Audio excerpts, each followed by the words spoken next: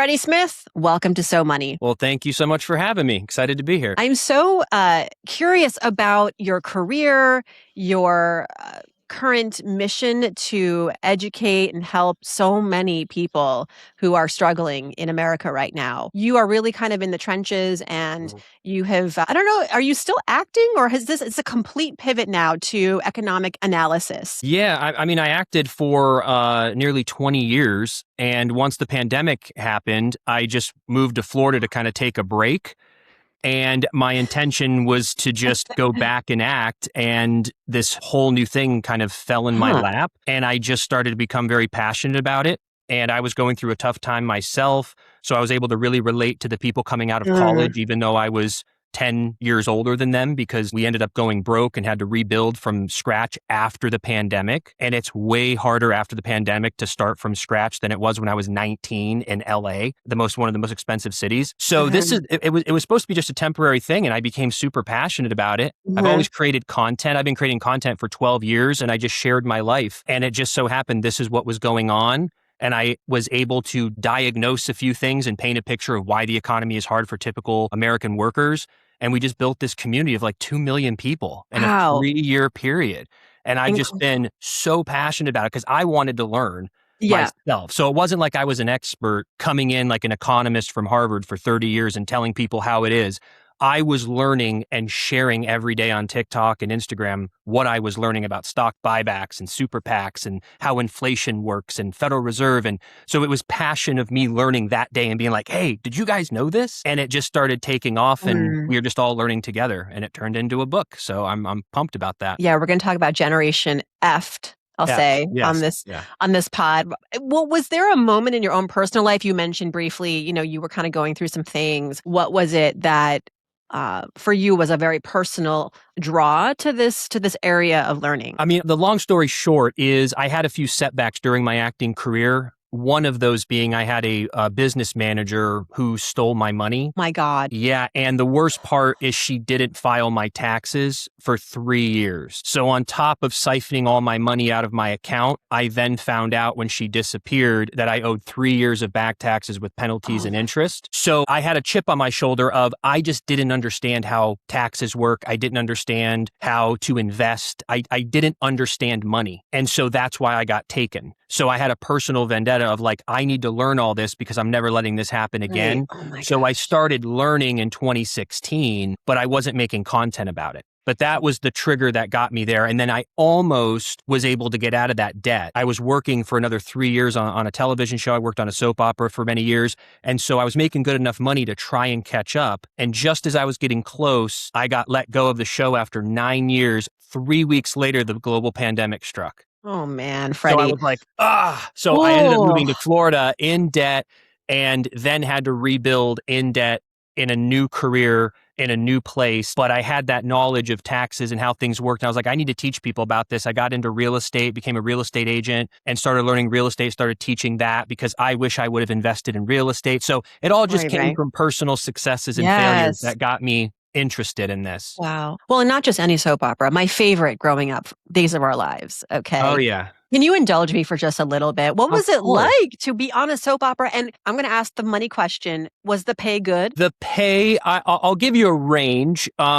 It's if you're there for a while, especially now, it's about $200,000 to $300,000 a year. But the reason that's in my mind, a lot more than what people think in acting is because we only worked 3 weeks out of every month and you worked only about on average 2 to 3 days a week. So I was averaging 10 or 12 days a month working and making that kind of money. Now, granted, it's in California. You have managers, agents, taxes. So you're making decent money, like $150 in your pocket, but you're living in an expensive city. So it was enough to like not feel stressed at all, but I didn't do the right things with it. But yeah, that's what you would make on days. And it was cool because it's a show that everyone knows. Right. These days, if you meet someone who's on a Netflix show, someone might not even know it exists, but on Mm. days of our lives, everyone yeah. knows it. So it's always a good conversation starter. Yes.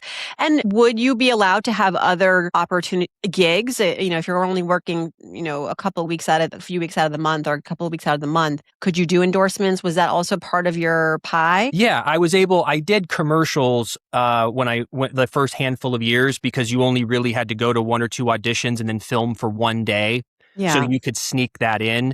But to do a 10-day guest star or to do a recurring role, it would always, not work out. So the last 4 or 5 years, I kind of stopped auditioning because I was tired of going in, getting close or even booking it and then not being able to film it. So I said, this is a waste of time. What else can I do that I can control? And Mhm. so I got into sales and marketing, social media in 2014 so that I could build something else while working on the show and I had control over it. So I was acting, but not auditioning the past 5 years before I left in 2020. Incredible. I'm not surprised that you have found success. I feel like you'd be successful at whatever you do because there is an innate hustle and entrepreneurship and intrapreneurship that's required of you when you're in LA trying to become an actor. You are an entrepreneur in a sense. You get to work someplace more or less full time, but that is, my gosh, there's so much to it that you can now apply to. You're a creator. You have to always be kind of like thinking about your next thing. And so I'm not surprised. But what an audience you have built. And I want to get to your book. But maybe you can tell us a little bit about what you're hearing from people right now. What are the biggest pain points? You're doing so many videos on YouTube. Which ones are the ones that are really resonating? And what is that telling you about where this audience, and for the most part it's the millennials and Gen Z, where is their headspace right now when it comes to their feeling of financial independence, success, and reaching that? Well, to tie it into two things, one is we started off, all of us, in 2021, 2022 with the cost of living being the issue because everything got so much more expensive that we were hoping the cost of living would come down. And I was even hopeful 3 years ago, 4 years ago. I'm like, oh, this is temporary because of the pandemic. Prices will come down. They never came down and they probably never will. So it shifted over to, well, what's the balance of that? It's a wage problem. The wages are now the issue. Like when we talk about a livable wage, when we talk about salary, when we talk about living paycheck to paycheck, this is the pain point. It's not that our generation is financially illiterate. We are really educated because of the internet these days. But when you make $52,000 and you're spending an enormous amount of money on healthcare, taxes, you're trying to basically live on $2,900 a month. So there's just not enough money at the end of the paycheck. So what I've been fighting for is a way to talk about increasing wages, or my die on a hill kind of thing. I even have one of the options in the book is I think we're eventually going to have to eliminate some sort of tax on the first 100,000 of people's income because I just don't see how any other way the middle class would be saved. People need more money in their pocket, and that's not a handout. A lot of the older generations and a lot of old school people are like, we can't give handouts. But if you just keep the money you're actually earning and not being taxed on the first 100K or something, but people just need more money in their pocket. And the second part of it, though, is that we focus a lot in the media on egg prices, for example, where people are like, oh, egg prices are down 20%. And it's like, that's $1 a month that we're celebrating. The real problem is what I call the big four, which is housing, buying a house or renting, your college monthly loan, your payment. Daycare is insane. And healthcare is the biggest hidden cost that we have because people only see it through their employer, when it comes out of your paycheck. But if you don't look into how much your employer is paying, that's the real cost of your health insurance. Like my wife and I don't have children. It's just me and my wife.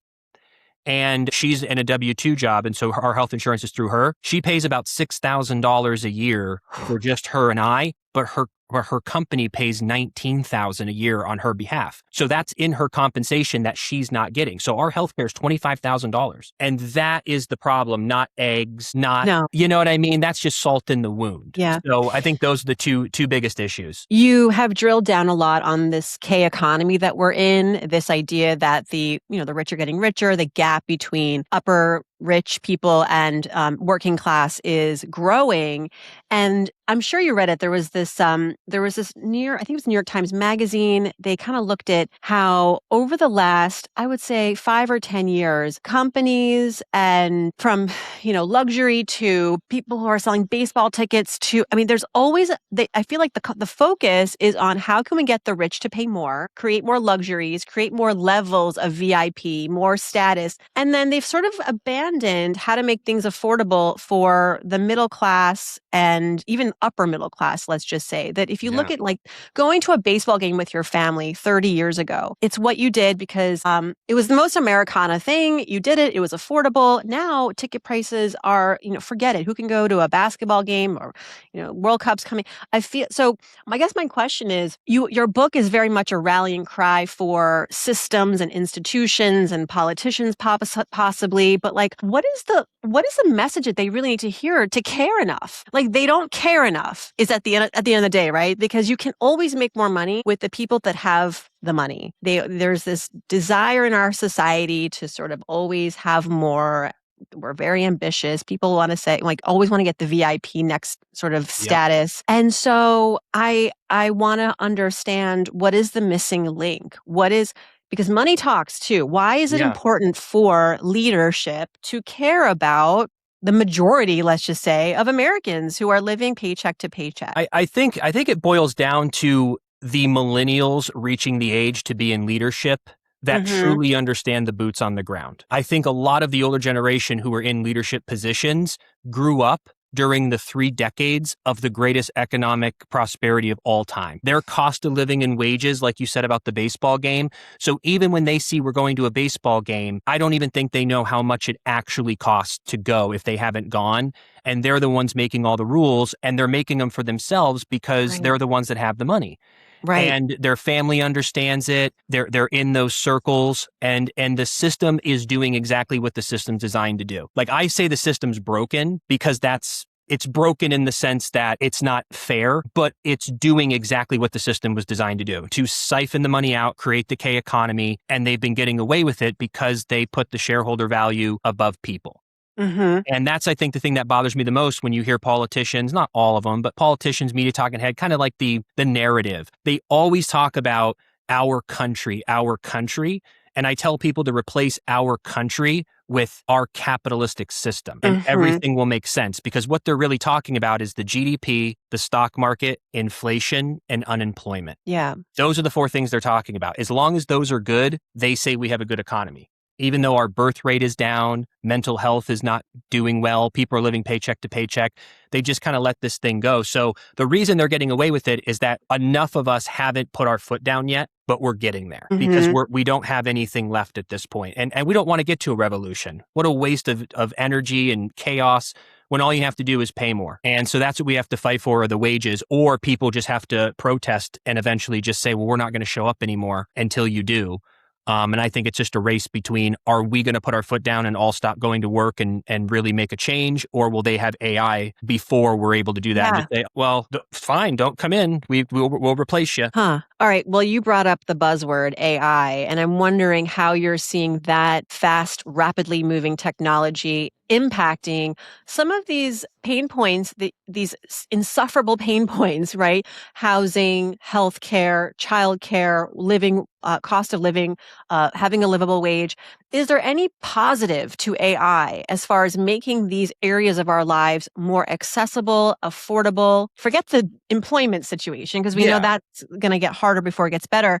But at least for uh, these rights that we all should have, like we should all have the right to affordable healthcare, affordable childcare, and yet this AI, is anyone working on a solution that includes AI for this? I mean, I think the utopian world, where I hear where people aren't doomsday about AI, is that it's Mhm. going to be so efficient that Mhm. everything's going to become incredibly affordable. That's what they're kind of pitching. It's like if we have self-driving cars and you don't have to have a driver, then we should be able just to get in a car for $5 and go anywhere we want, rather than $60 because you have a worker to pay. But then you're losing all of those jobs, but we get more affordable. We can get rid of our car payment, our insurance Mhm. maybe, and just take these $5, rides everywhere. So that's the utopian world. Or they can 3D print houses or apartments and make them super cheap. But the only thing that scares me is that sounds very productive. But over the past 50 years, as productivity went up, as the GDP went up, the wages did not. So what makes us think this time that they're going to go, oh, like even if they replaced like a McDonald's and they got all the machines in there, invested the money, and they had just one worker, one human, and everything else is AI and robotics, you would think, oh, we're saving $300,000 on all of the workers we fired. Let's pay the one human $120,000, $150,000 to work there. We're still saving money. They live a great life. No, they're going to say, who will work here for $40,000? And someone's going to go, well, I don't want to be homeless or hungry. I'll do it. Mm-hmm. And that's, so it just, if the past 50 years is the next 20 years, I don't have faith that the people in charge are going to share the wealth. And that's what we have to kind of, figure out of how that's good. But that's the race. Because before 35 years ago was, the threat of, well, if you don't like it, we'll just ship your job overseas. Right. Now it's going to be, if you don't like it, we'll just replace you with a robot. So it's just, when you start to see the patterns, people always say history repeats itself, but I was never engaged in anything that detailed. But now that I've seen and studied the past 50 years so well, you just start to see the same patterns happen, and you hope it's different this time. But with AI, I just don't know. That's a fingers crossed moment. We just don't know enough to make a prediction on it, in my opinion. Just as you were talking, a headline crosses that more than a dozen colleges will quietly cross the six-figure mark this year, tuition, $100,000. Let's talk about college. This is, for many Americans, has been sold as like it's a rite of passage, and it's the American dream, and everyone should get a college education. Everyone's entitled to it. But when you see these price tags, and of course, not everyone is paying this, there are merit scholarships, but a lot of people are taking out crazy amounts of loans, which is, I say, it's like you're behind the financial 8 ball immediately when you graduate. Yep. Tell me a little bit about your thoughts on even going to college and any signs of hope that for future generations, they will have more options, better options than just having to indebt themselves to get an education, which they do deserve. Yeah. I think, number one, college has changed because back in the day, it was really, really affordable. And you could go. And if you never used your degree, if you only had to pay a couple grand, that was worth the experience. It was worth the education if you never ended up in the field.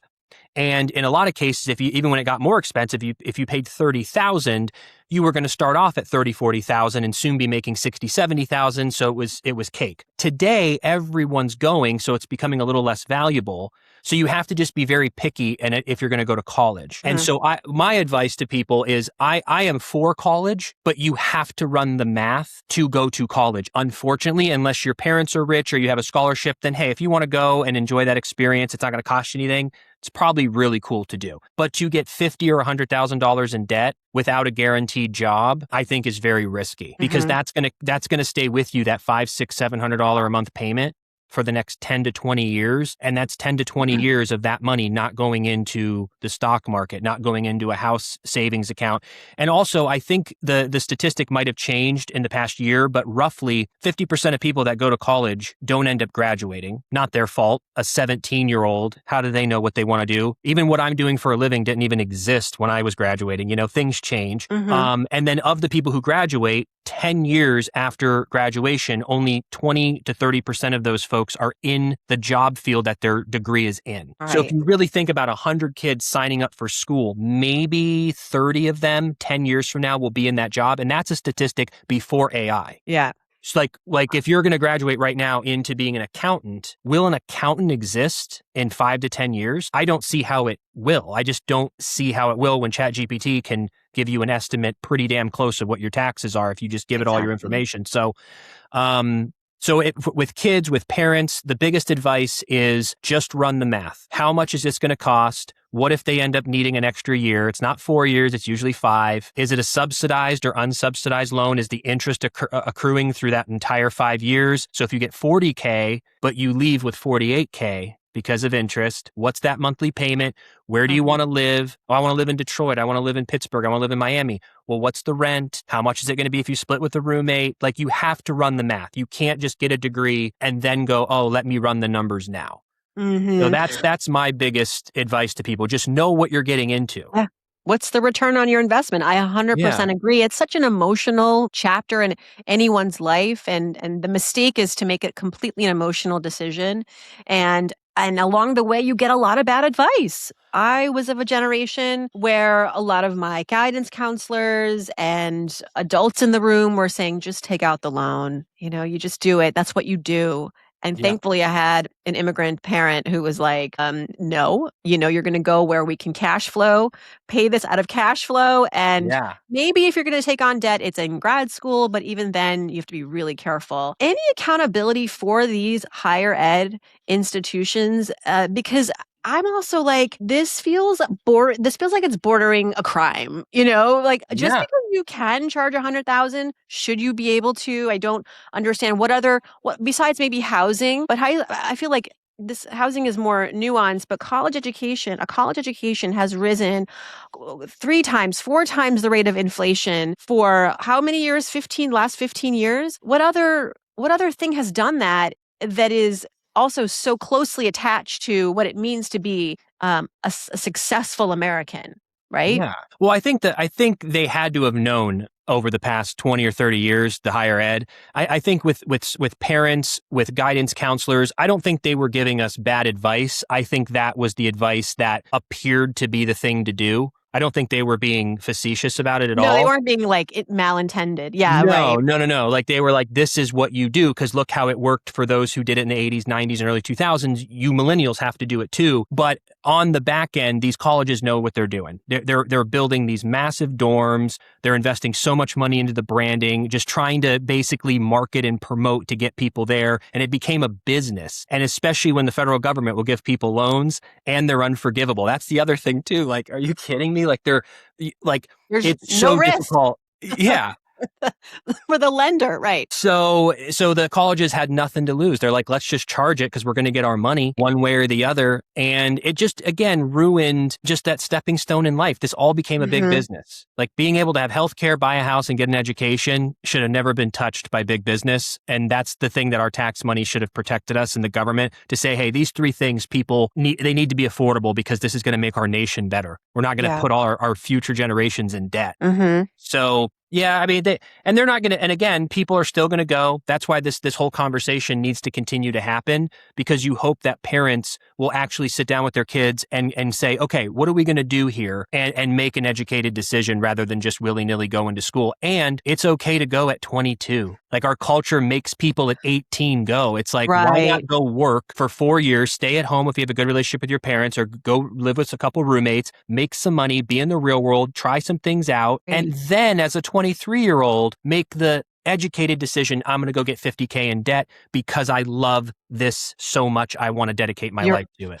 That's brilliant, Freddie. I want more ideas like that. And so along those lines, this idea of an American dream, how old is this statement, by the way? Like how many years ago was the American dream coined? When was that? Was it during the Depression, the Great Depression, post-Great Depression? I don't know exactly, maybe post World War II, possibly, Yeah, because that's when we were like we were the head honcho there and the economic output, and maybe the right. American dream started. Maybe I'll have to look at that, but that's years ago So for sure. nothing wrong with that expression, but I think that we have clung to these antiquated ideals of what that should represent. And if you had to rewrite the American dream for today's generation, to say, yes, sure, get a college education, but what are the tweaks, right? Maybe you delay it. Maybe you don't go at all, and that's okay. I feel like we need more of and it may not even be like the American dream was very straightforward. It was like, go to college, get the job, buy the house, retire at 60, and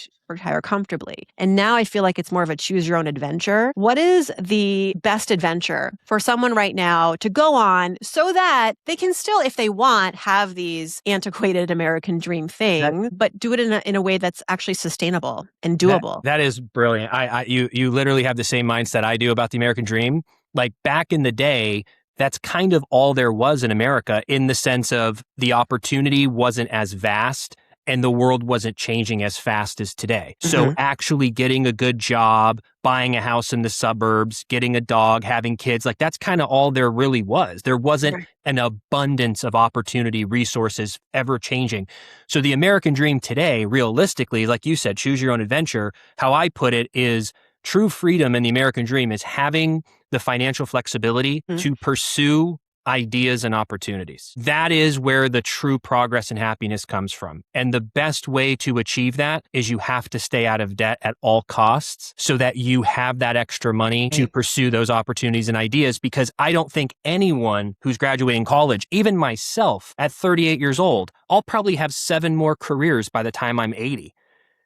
Like we're no longer just, I'm going to be an accountant at 23 and retire at 70 as an accountant in the same office. I would bet my life, like there's no way that our generation will stick to the same thing because it's going to move so fast. So being debt free, trying to get an education on your own, or trying to use different methods of like trying to get cheaper college or having, to do whatever you can, Mhm. but keep yourself open and flexible because the millennials will tell you for the youngins, you cannot burden yourself with 50 to 100,000 of debt. It is a weight that I know all too well and it sucks. Mm. It crushes you. It's everything you think about day and night until you can get rid of it. And I'm so sad that people have to deal with that. Because that extra $600-700 a month that they're spending on the credit card and on the student loan every month, that's $700. You have to earn about $900 to $1,000 to after taxes to pay that, and that's the difference of them being able to pursue something new and being stuck.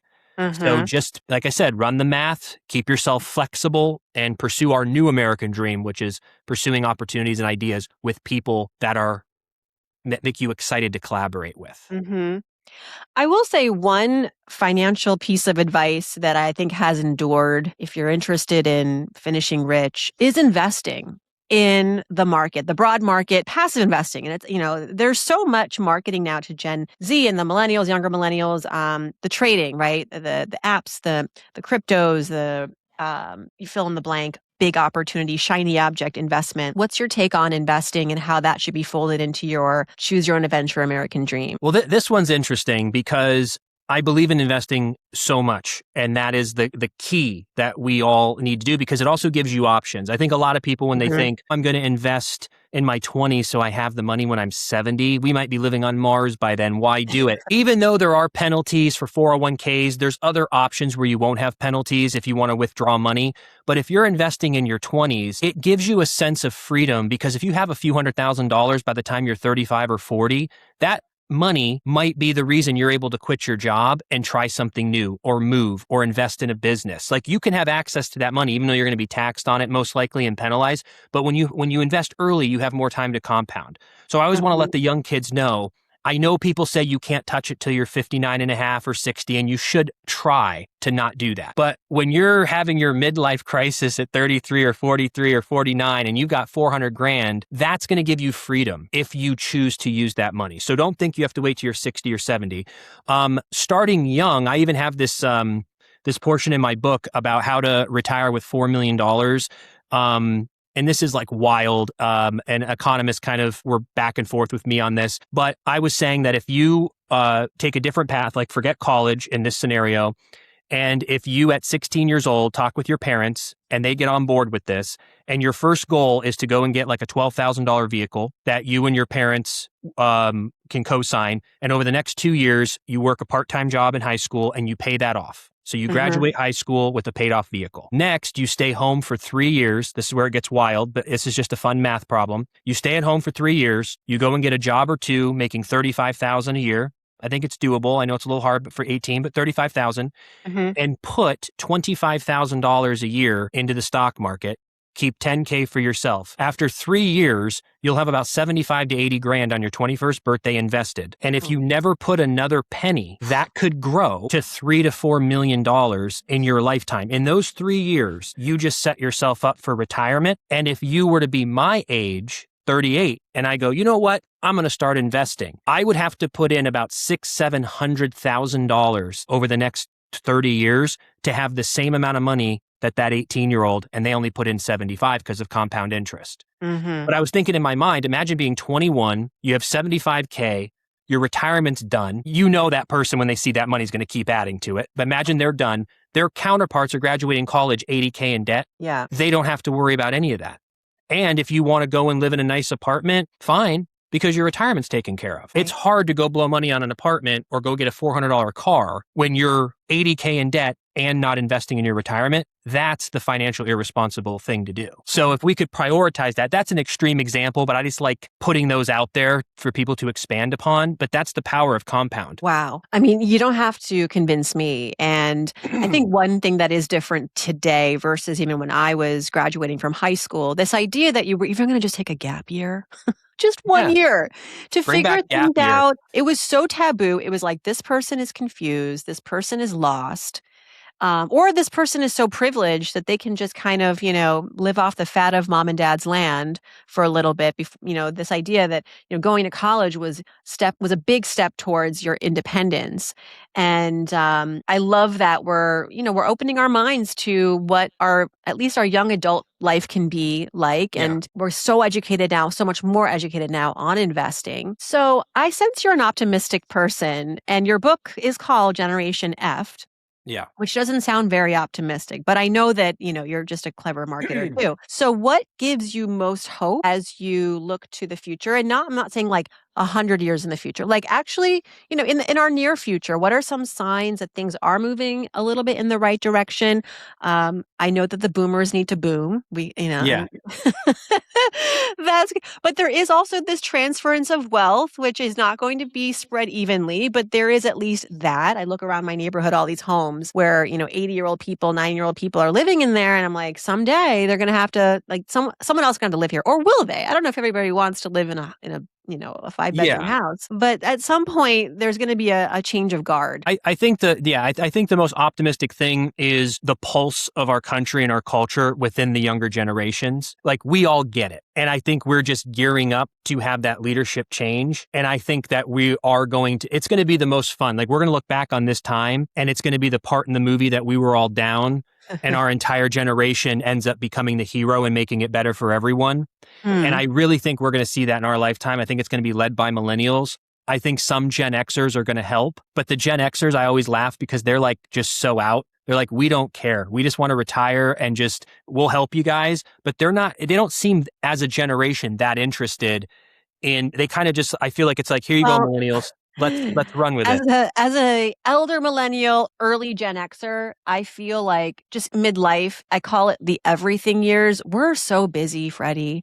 We have so much on our plate. We don't even have time to take a nap or get in our 8 hours of sleep. I think not to excuse us, we should always be helping all the generations to our best abilities. But I think that, a day in the life of a 50-year-old, where you're sandwiched between helping out your own family and maybe your aging parents, and you might have lost your job last year. And there is no hope in sight for you because now you've sort of aged out. Unfortunately, there is ageism and AI. You're like, I learned this new thing now. So I feel for that generation. I often feel like they're the forgotten generation. We don't, big secret, we don't have it all figured out. But maybe we're just really good at pretending because we were raised to be fiercely independent. And asking for help is very difficult for our generation. We're fiercely independent, and we're pretty good at MacGyvering our way through life. But I think that's coming to a head too. We're like, a lot of us are like, whoa, we are also effed.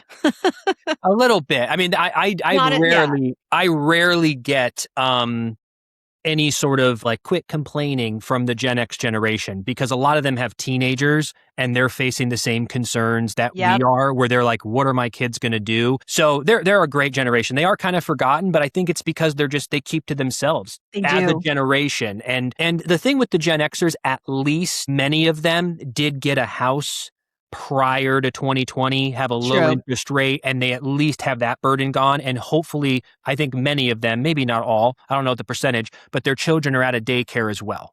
Mm-hmm. Their student loans are probably paid off. So if you have your loans paid off, if your kids are at a daycare and you have a house before 2020, that's a big breathing room that you're like, okay, the big three expenses are lower than millennials and Gen Zers, but then you're worrying about your aging parents and things like that. Healthcare, right. Healthcare is huge. But yeah, I would say that's my biggest hope is that I got to be on the front lines of watching every single person in our generation start to understand that the system itself is broken. We need some massive policy changes on top of new leadership. And Mhm. I even in my book too, I decided to extend the olive branch because I wanted boomers to enjoy the book. And so I don't point fingers at the boomers, but I definitely point out that there are people in your generation, unfortunately, that did create policies that over the past 30, 40 years really hurt the middle class. And I think it's important for us to look at those, potentially reverse those, but we need a whole new mindset. We can't have GDP and shareholder value as the number one driving force in America. We have to No. think about the people, and the world's becoming a different place. I know, we're in this AI race and all that kind of stuff, but it's all just like talking points, Yeah. And then lastly, on your point about the boomers and the money, the boomers, the interesting thing about the boomers is that they are the wealthiest generation, but they have their own wealth inequality within their group.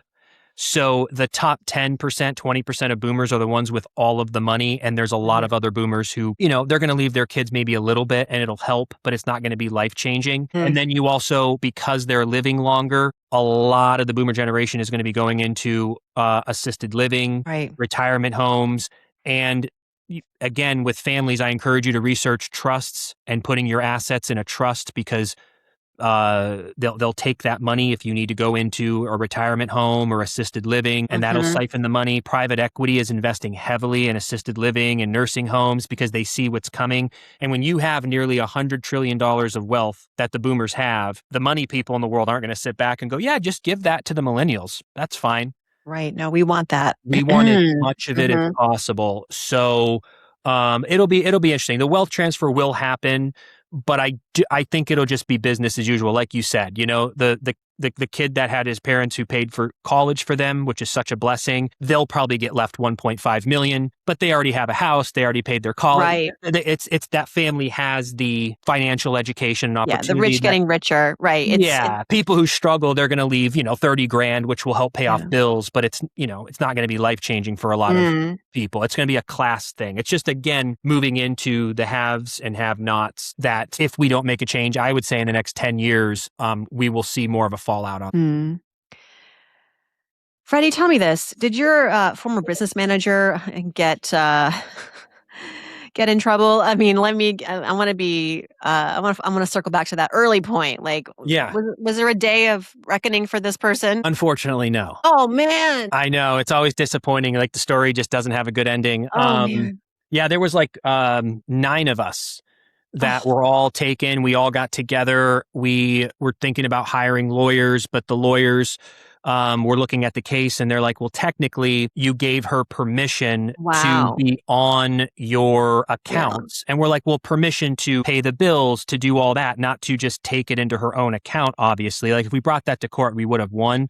But no, everyone wanted us to spend tens of thousands of dollars on lawyers and all of this kind of stuff. And after many meetings and like a year of deliberation and gathering evidence, I go, she already took too much from me. I'm not wasting any more of my time. I'm just going to rebuild. And so I bowed out when I saw that it was, and there was even times if she didn't have the money that she might end up having just to pay us restitution, but it might have been like $300 a month for like 30 years or something. And I'm like, I'm not going to be reminded of her every Right. single day for $100 a month or her saying she doesn't have it. And I was the one that unfortunately wasn't taken that much. Like there were other people who got millions taken. Wow. So obviously they would have been paid out first or bigger chunks. So I just, at one point I go, I've been through it. I'm chalking this up to a learning experience, a painful one, but luckily I still have my job. I'm making good money. Let me just try to pay this off.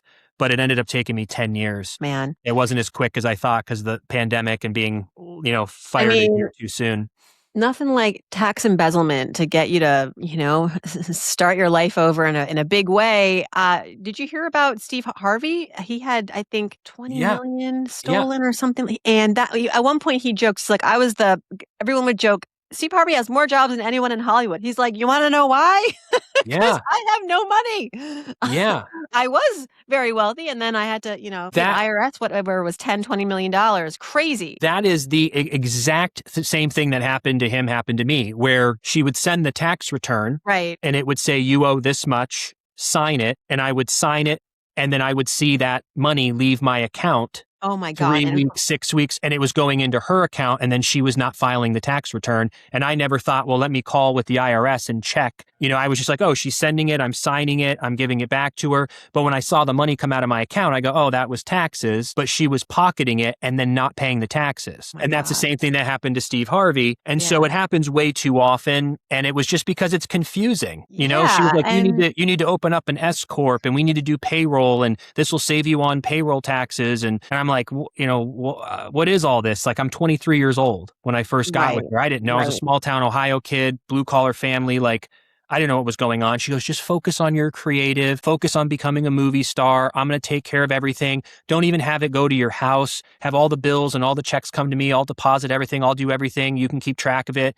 And I kept really good track of it. Like, I would see residuals come in and I'd make sure it was being deposited. But anytime money would go out in this wire, she always goes, oh, it's taxes. And I go, oh, cool, because I knew the number. And when the Right. IRS was sending me late notices, they were going to her address because she was the person. Oh, So I yeah. never got the letters from the IRS that I Gosh. was behind. I And mean, she should have at least lost her license, right? I mean, that's an easy thing to it's one day, what's super interesting. I can actually say this now because he said it publicly. Did you watch Breaking Bad? here and there, not consistently, but yeah, So I need to.